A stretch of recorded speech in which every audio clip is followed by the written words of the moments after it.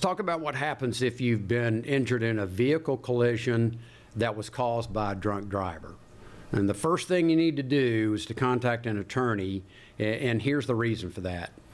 The insurance company that might try to reach out to you and really get to you before you get to a lawyer, maybe it's the insurance company for the at-fault driver, or really even your own insurance, they're simply not going to tell you all of the many types of compensation that you're entitled to in one of these accidents. And that's because you're typically entitled to additional damages in a drunk driving accident as compared to just a typical auto accident case. And I'll go over these damages, but first, let's take a few minutes just to provide some clarity on what does constitute driving under the influence, or DUI, in the state of Georgia. And here's some categories to be aware of, okay? So in Georgia, DUI is defined as operating a vehicle with a blood alcohol concentration, you'll see BAC, of 0.08 or higher, and this is the first category, for drivers age 21 or over. All right, now for the second category, for commercial drivers, people driving commercial vehicles, the legal limit is lower. It's half of that at 0.04%, and the third category is even stricter.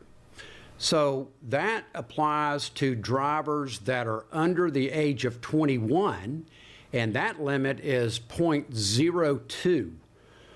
So that means for most adults, having just a few drinks could potentially put you over the legal limit, especially, if you're small in stature or have a low tolerance to alcohol. So how is DUI determined? Okay, so let's talk about that. Georgia law allows police officers, law enforcement officers, to determine this really in their own analysis, and they can determine DUI not only through a blood alcohol test, but also just evaluating the driver's ability to safely operate a vehicle. They can involve field sobriety tests. It could be the officer's observations of erratic driving. It can even be charged if the driver's blood alcohol is even below the legal limit.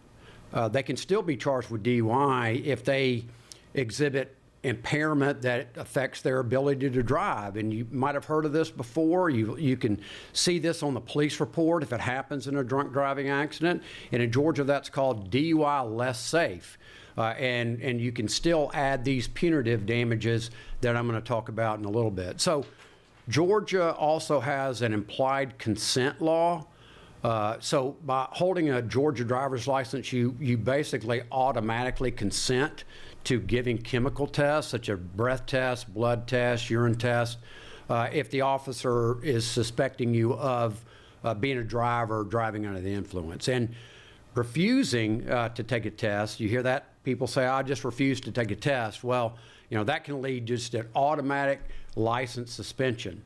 And we've had a lot of cases where people have been hit by what they determined, what they thought were drivers driving under the influence, and then we use their refusal to take that test to enhance the value of your case, which it should be that way. So here's some, the statistics and the realities are, really kind of shocking when you're talking about that. Here's some statistics that come around the subject of DUI. So according to the Georgia Department of Driver Services, there are over 25,000 DUI convictions in the state annually. It's a shocking number. And furthermore, the Traffic Safety Administration reports that nearly 1/3 of all traffic fatalities in Georgia involved alcohol-impaired drivers. So what are some of the types of damages that you can recover if you've been injured in an accident caused by a drunk driver? All right, first, there's going to be economic damages. These are the the tangible, quantifiable losses that you incur due to the accident. These are medical bills, maybe hospital bills, orthopedic, your primary care doctor, physical therapy, chiropractor, neurologist, on and on. All of those medical bills.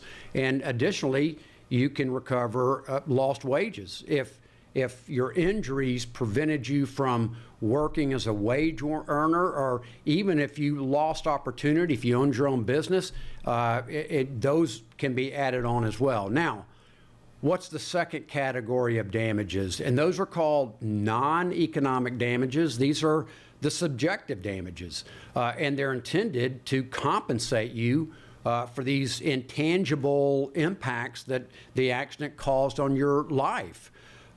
Pain and suffering. Everybody's heard of that in these accidents. That comes into play. Certainly, if you've been the victim of an accident caused by a drunk driver and were injured badly, it's going to be a lot of pain and suffering for that. All of that is recoverable.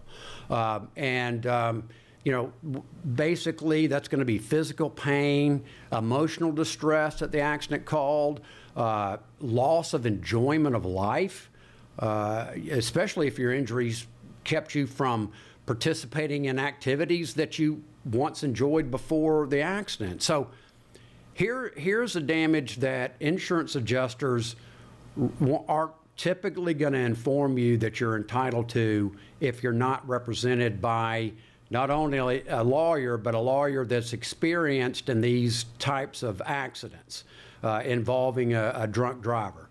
And they're called punitive damages.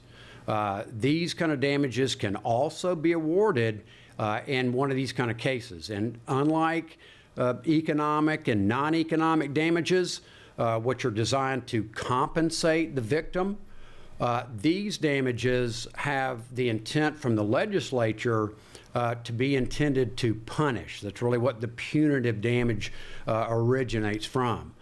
They want to punish that drunk driver for their reckless behavior, and they want to deter them from this kind of conduct in the future. So, in conclusion, DUI laws in Georgia, they're strict for a reason, and they just aim to keep the roads safe for everybody out there.